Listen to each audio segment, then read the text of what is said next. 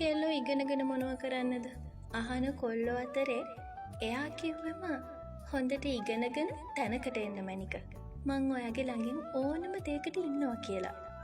නෑ කෙල්ලෝ රස්සා කරන්නේ නෑ කියලා ගේ ඇතුළේ හිර කරපු කොල්ලෝ අතරේ එයා කිව්වේ මට අපි දෙන්නට ඇති වෙන්න හම්බ කරන්න බැරි නෑ. ඒත් ඔයා කැමති නම් රස්සාවක් කරමු කියලා.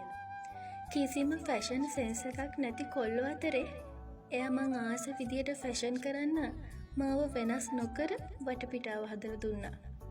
ප්‍රශ්නයක් ඔළුවට ආපු ගමන් දුවගෙන ගිහින් කියන්න තරම් එයා මගේ කම්ෆර්ටබල් සෝන් එක වුණා. ආදරේ කියලත් ආදරේ නොකරන අය අතරේ හැම තිස්සෙම ආදරේ නොකිය එයා මට දැනෙන්න ආදරේ කළා.